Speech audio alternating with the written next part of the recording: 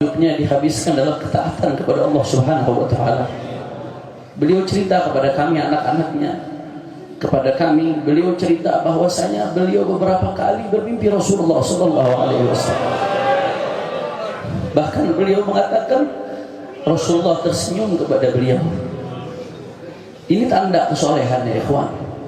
Dan diantara keistiqomahan beliau dari muda sampai sekarang, tidak pernah kami tahu, bahkan Al-Walid Habib Rizik dan orang-orang di sekitarnya nggak pernah tahu beliau meninggalkan sholat sekalipun. Jangankan meninggalkan sholat, bahkan sholat tidak di awal waktu pun hampir tidak pernah ya ikhwan. Selalu sholatnya di akhir waktu, di awal waktu, istiqamah sekali dalam menjaga sholat di awal waktu.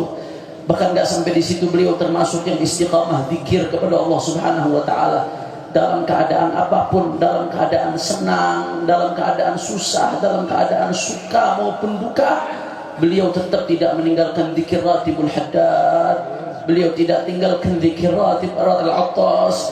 Beliau tidak tinggalkan zikir yasin, khususnya ba'da subuh dan ba'da maghrib, sehingga sampai detik-detik akhir hayatnya yang beliau ingin dengarkan terus adalah zikir kepada Allah Subhanahu wa taala. Bahkan di saat kesadarannya sudah minim kemarin, ketika dibawa ambulan dari rumah sakit sampai ke rumah, Al-Walid Habib Rizik perintahkan saya dan Habib Muhammad untuk baca ratib. Beliau dalam keadaan yang sebelumnya tidak sadar, tahu-tahu membisikkan ke Al-Walid Habib Rizik untuk ikut juga baca ratib. Saudara, beliau angkat tangannya, yamutul mar'u ala ma'asha alaih. Seseorang akan wafat tergantung bagaimana hidupnya ya ikhwan. Hidupnya dalam keadaan sholat, bahkan sampai detik-detik sebelum sholat ba'da zuhur jam 2 meninggal tetap melaksanakan sholat zuhur ya ikhwan. Hidupnya digunakan untuk zikir sampai detik-detik akhirnya tetap zikir kepada Allah Subhanahu wa taala. Dan gak sampai di situ, beliau begitu banyak sedekahnya, baik sedekah yang sir atau yang diketahui keluarga. Sampai-sampai beliau bangun kontrakan di Bogor, itu hasilnya dari awal kontrakan itu jadi sampai beliau wafat nggak dinikmati untuk dirinya, tapi untuk fakir miskin, untuk anak-anak yatim. Selama hidup saudara ya ikhwan, berapa kali beliau uang yang ada pada beliau semuanya diberikan untuk bangun pesantren markas syariah, yang mana tempat ini akan jadi saksi perjuangan beliau ya ikhwan.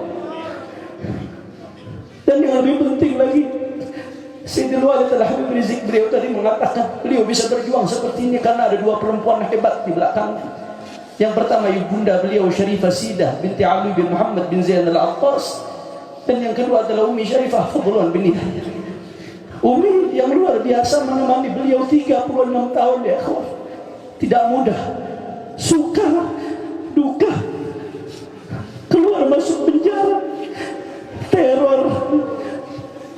Bahkan ketika beliau difitnah habis-habisan, media habis-habisan fitnah beliau dengan fitnah yang tidak pantas, kita katakan Umi tetap tegar berdiri di samping beliau sampai tetes darah penghabisan.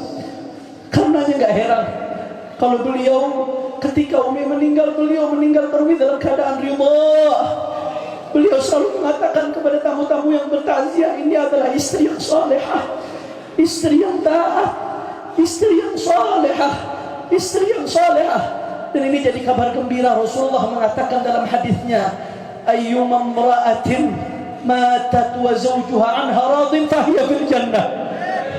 Perempuan yang meninggal dunia dalam keadaan suaminya ridha, maka saksikanlah perempuan itu di surga ya ikhwan. Hari ini ketika kita ketinggalan Khadijah tu zamaniyah, kita ketinggalan Khadijah